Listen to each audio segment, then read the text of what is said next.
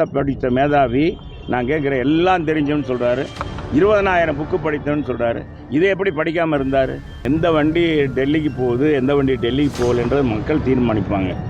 அண்ணாமலையார் தீர்மானிக்க போகிறாரு. உண்மையிலே சொல்கிறேங்க, திராவிட முன்னேற்ற கழகம் நல்லதை செய்தால் வரவேற்க நாங்கள் காத்திருக்கோம். யார் செய்தாலும் தமிழ்நாட்டு மக்களுக்கு நல்லது செய்யணும். அவர் என்னமோ கட்சித்துக்கு புதுசாக அவர் இதில் நான் என்ன ரைட் இன்ஃபர்மேஷன் அதிலிருந்து கேட்டு நான் வாங்கி இன்றைக்கி பேசுகிறேன்றாரு. 10 வருஷம் ஆட்சியில் இருந்துட்டு ரைட் இன்ஃபர்மேஷன் பெரிய எல்லாம் தெரிஞ்சவன்னு சொல்கிற இந்த மேதாவி இருக்காங்க, மேதாவி மெத்த படித்த மேதாவி. அவர் என்னன்னா எங்கள் அம்மா இது 2006 அதை குறித்து குரல் கொடுத்து அன்னைக்கு இருந்த மத்திய மாநில அரசை கண்டித்து ஆர்ப்பாட்டம் போராட்டம் நடத்தியிருக்கோம். நாங்கள் பலமுறை கடிதம் கொடுத்துருக்கோம். அது மட்டுமல்ல, அன்றைக்கி கலைஞர் அவர்கள் கொச்சையாக சட்டமன்ற தொடர் கூட்டத்திலேயே மீனவர்கள் ஆசைப்படுகிறார், பேராசைப்பட்டு மீன் சுவையாக இருக்கின்றதுக்காக அந்த எல்லை தாண்டி போய் பிடிக்கிறவங்கள அவங்க வரவேற்கவா செய்வாங்க, பூ போட்டு வரவேற்கவா செய்வாங்க, குண்டால் தான் சுடுவாங்க, இது அந்த மாதிரி இருக்கக்கூடாதுன்னு சொன்னார். ஏன்னா அவர் தான் அந்த கச்சத்தீவு கொடுத்ததுக்கு 1974 காரணம். எனவே அப்படிப்பட்ட அதையெல்லாம் அம்மா தான் தோல்வித்து காட்டினாங்க. உச்சநீதிமன்றத்தில் வழக்கு இருக்குது. நான் கேட்குறேன், இதே மெத்த படித்த மேதாவி நான் கேட்குறேன் எல்லாம் தெரிஞ்சவன்னு சொல்கிறாரு. 20,000 புக்கு படித்தவன்னு சொல்கிறாரு. இதை எப்படி படிக்காமல் இருந்தார்?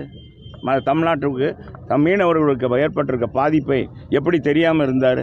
இதுக்கு ரைட் இன்ஃபர்மேஷன் தான் ஆக்ட் தேவையா? மத்தியில் ஆட்சியில் இருக்க உனக்கு எத்தனை உளவுத்துறை மூலமாக எவ்வளோ பேர் எடுத்துக்கூடாங்க? ஏங்க, ஒரு டேப்பு செல்லில் பேசுகிற ஒருத்தர் மறைமுகமாக டேப்பில் வாய்ஸ் மெயிலில் பேசுகிறத எடுக்க முடியுது அண்ணாமலைக்கு. ஆனால் மீனவ சமுதாயம் பாதிக்கப்படுகிற மிக மோசமான அந்த கச்சத்தீவு பிரச்சனை இல்லை. ஏன் மோடிஜியிடம் முதலே சொல்லி நடவடிக்கை எடுத்துருக்கக்கூடாது? நான் கேட்குறேன். சரி, உச்சநீதிமன்றத்தை அதிமுக வழக்கு தொடுத்தது ஏன் தெரியாதா? ஏன் தெரியல? இன்றைக்கி என்னமோ புதுசாக இன்றைக்கி மீனவர் சமுதாயம் அவருடைய நம்பிக்கையை அவங்க வாக்குகளை பெறுவதற்காக இது மாதிரி ஒரு நாடகம் நடத்துகிறாங்கன்னா இதுதான் மிகப்பெரிய பொய். அதான் சொன்னேன்ல, திமுக ஒரு பொய் சொல்லுங்கன்னா அவங்க மகா பெரிய பொய்யை சொல்கிறார். அதுதான் இது நடக்குது. என்னங்க அந்த லோக்கல் வண்டின்னு இந்த எந்த வண்டி டெல்லிக்கு போகுது, எந்த வண்டி டெல்லிக்கு போகலன்றது மக்கள் தீர்மானிப்பாங்க. அண்ணாமலையார் தீர்மானிக்க போகிறாரு. அண்ணாமலை பிற ஞானியா? அண்ணாமலை சொன்னால் ஓட்டு பூரா விழுந்துருமா அந்த பாரதிய ஜனதாவுக்கு? ஏங்க, இதெல்லாம் நடக்கக்கூடிய காரியமா? மக்கள் தாங்க எஜமானர்கள். நீ பேசலாம், ஆட்சி அதிகாரத்தில் இருக்குன்னு அண்ணாமலை பேசலாம். எந்த வண்டி டெல்லிக்கு போகுதுன்றது தேர்தல் முடிஞ்ச பிறகு மக்கள் முடிவெடுத்து அனுப்புவாங்க. தைரியமான கருத்துக்களை தொடர்ந்து சொல்லிட்டு வாரீங்க. இந்த மாதிரி தைரியமான கருத்துக்களை சொல்லக்கூடியவங்களுக்கு அமலாக்கத்துறையை வச்சு பயன்படுத்துறாங்கன்னு ஒரு இது இருக்கு.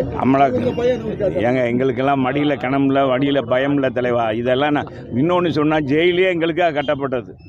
ஜெயிலே வெள்ளைக்காரனே இந்த சட்டம் கொண்டு வந்ததே எங்கள் எதிர்த்து தான். வாய்ப்புட்டு சட்டம் கொண்டு வந்தது எங்கள் சமுதாயத்துக்கு. அதனால் இப்போ இல்லைங்க, இப்போ ரெண்டாக சுச்சிப்பி.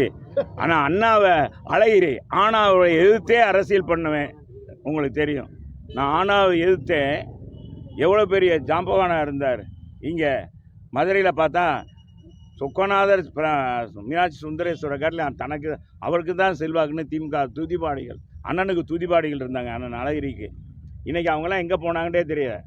அண்ணன் வளர்த்து விட்டார், எனக்கு ஓடி போயிட்டாங்க. அது வேற, அவங்க பசையை தேடி போயிட்டாங்க. அவங்க எல்லாம் பார்த்தா எனக்கு ஊண்டுவாங்க.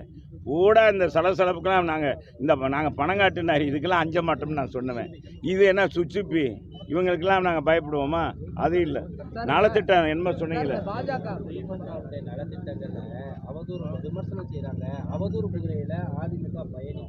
உண்மையிலே சொல்கிறேங்க, திராவிட முன்னேற்ற கழகம் நல்லதை செய்தால் வரவேற்க நாங்கள் காத்திருக்கோம். யார் செய்தாலும் தமிழ்நாட்டு மக்களுக்கு நல்லது செய்யணும். என்ன செஞ்சுருக்காங்க? அனைவருக்குமான 2,15,00,000 குடும்ப மகளிருக்கும் குடும்ப அட்டைதாரருக்கும் நாங்கள் 1000 ரூபா கொடுப்போம்னு சொன்னாங்க தேர்தல் அறிக்கையில். நகைக்கடன் யாராச்சும் தள்ளுபடி பண்ணுங்கன்னு மக்கள் கேட்டாங்களா? கோரிக்கை வச்சாங்களா? கோரிக்கை வைக்கலை. ஆனால் இவங்க என்ன சொன்னாங்க? நகைக்கடன் கூட்டுறவங்களை வைங்க நாங்கள் தள்ளுபடி பண்ணுறோம் அப்படின்னு சொன்னாங்க. 48 லட்சம் பேர் வச்சாங்க. கடைசியில் எவ்வளோ பேர் தள்ளுபடி பண்ணாங்க? இந்த அரசாங்கம் 13 லட்சம் பேருக்கு தான் தள்ளுபடி பண்ணாங்க. அது முறையாக கூட்டுறவு வங்கிகளுக்கு நிதி கொடுக்கல, அரசு நிதி கொடுக்கல. தள்ளுபடி பண்ண தொகையை நிதி கொடுக்கணும். இதனால் வங்கிகளாக இன்றைக்கி நஷ்டத்தில், நாங்கள் லாபத்தில் நடத்தியிருந்தோம், இவங்க நஷ்டத்தில் கொண்டு போகிறாங்க. இன்றைக்கி மாவட்ட வங்கி, இன்றைக்கி கூட்டுறவு வங்கி, தொடக்க கூட்டுறவு கடன் சங்கங்கள்லாம் எங்கள் காலத்தில் பொற்காலமாக இருந்துச்சு.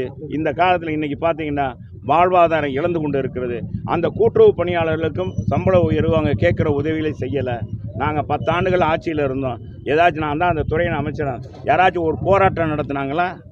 கூட்டுறவு சங்க ஊழியர் போராட்டம் நடத்துனாங்களா? தொழிலாளர் போராட்டம் நடத்துனாங்களா?